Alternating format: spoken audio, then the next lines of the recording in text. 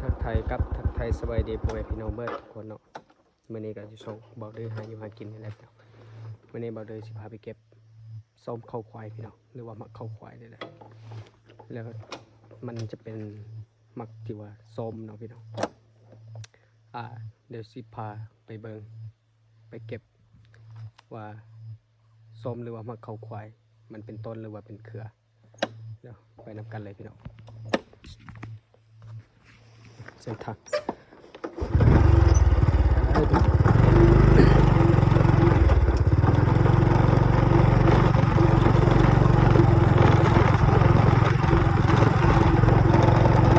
โอ้เพิ่นไปเบิ่งแล้วก็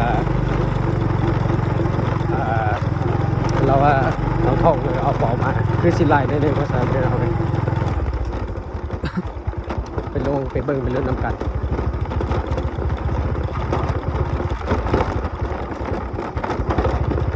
เส้นทาง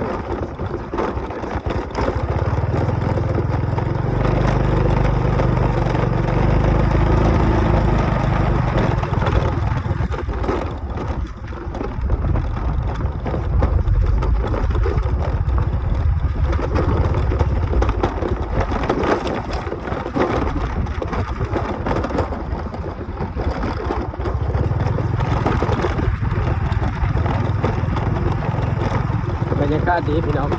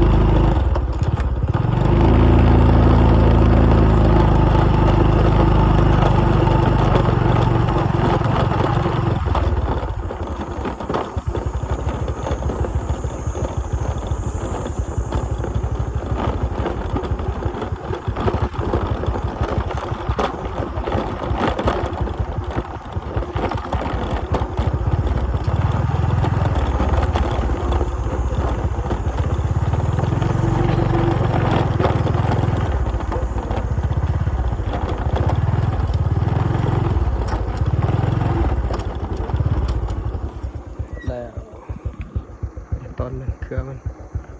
นี่กำลังเป็นดอกอยู่พี่น้อง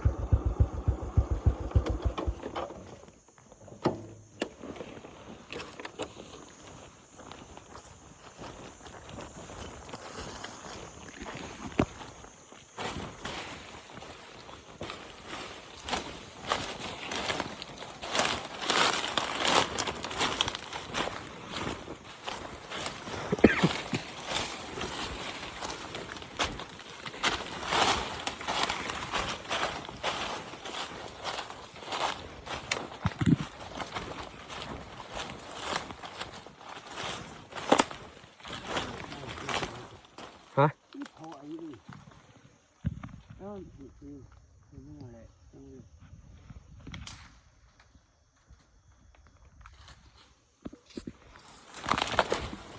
มันอยู่เป็นเครือพี่น้อง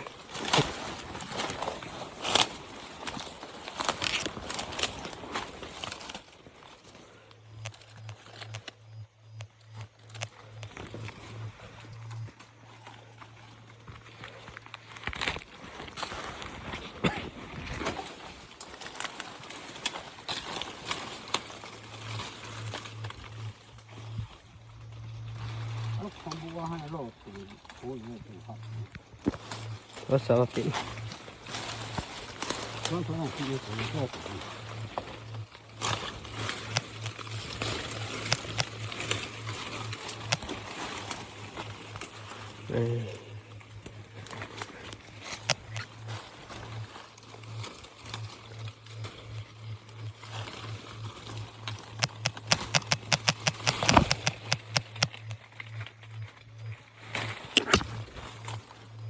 สมเข้าควาย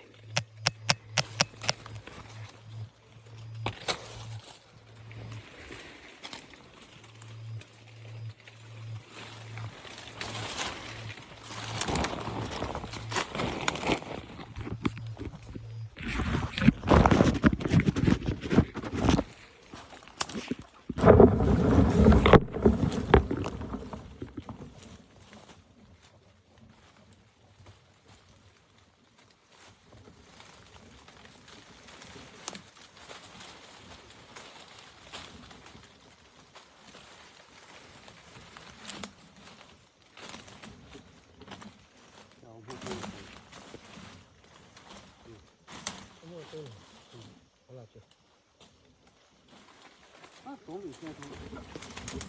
多有个是多的。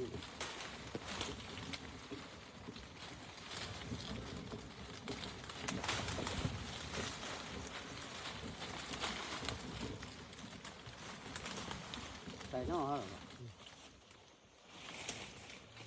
他带个干包不土，花篮朋友，土个干了。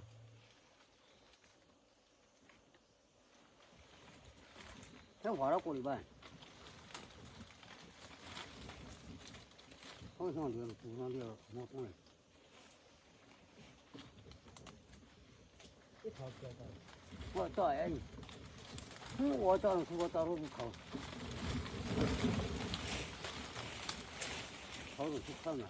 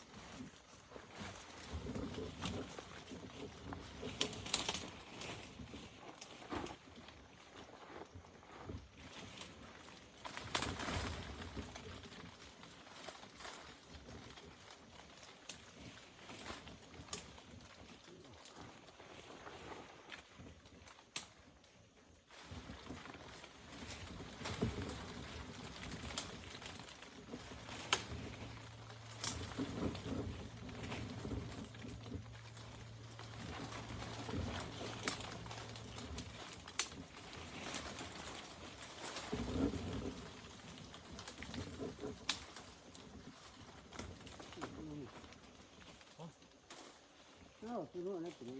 没干。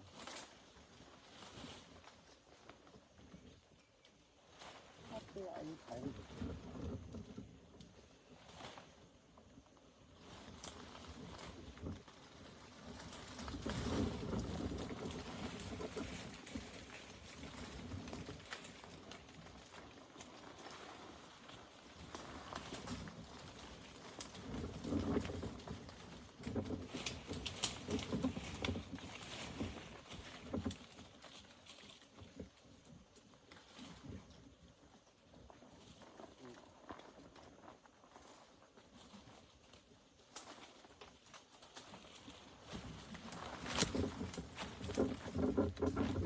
พี่น้องไปเติม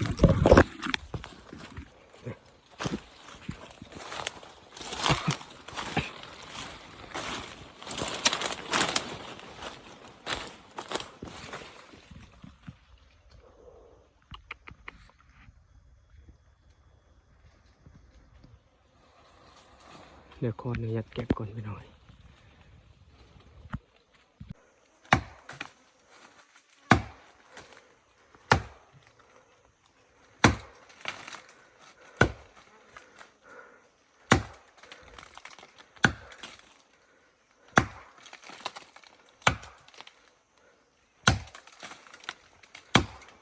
สูงพดพี่น้องได้ตัดออก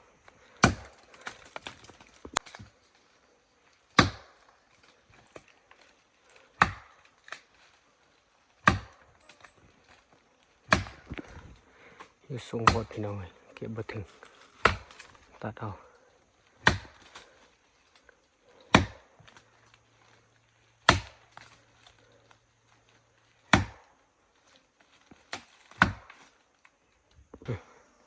มันเป็นเครือพี่น้องอันนี้ก็จะเป็นดอกมันดอกส้มข้าวควายนี่ประมาณนี้แหละแล้วอันนี้จะเป็นเครือมัน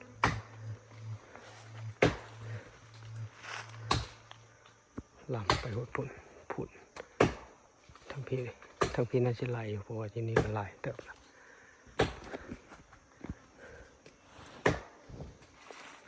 เดี๋ยวชิมมาลองกินให้แบบว่ารสชาติเป็นยังไง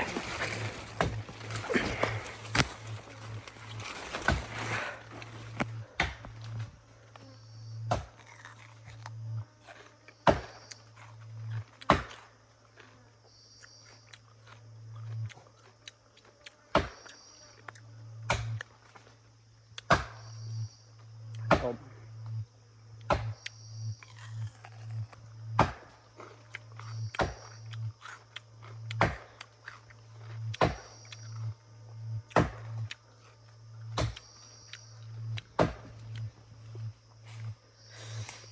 โอ้ยบ่ไหวพี่น้องสอบหมด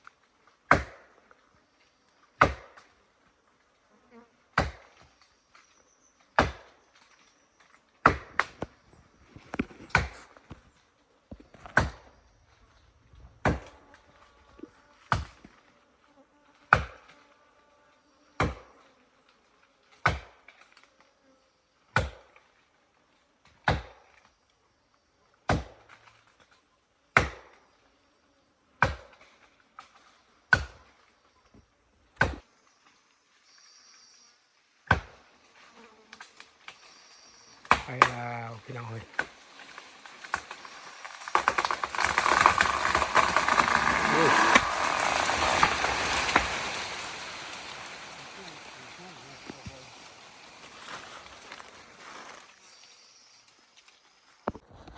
นี่กันโอ้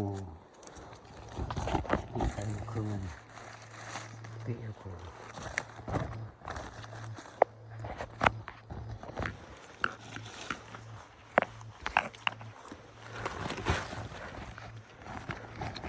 ใช่ได้ครบเลย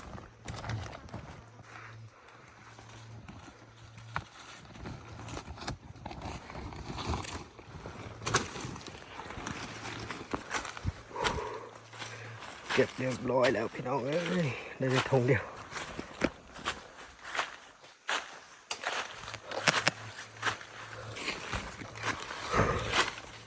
เฮ้ย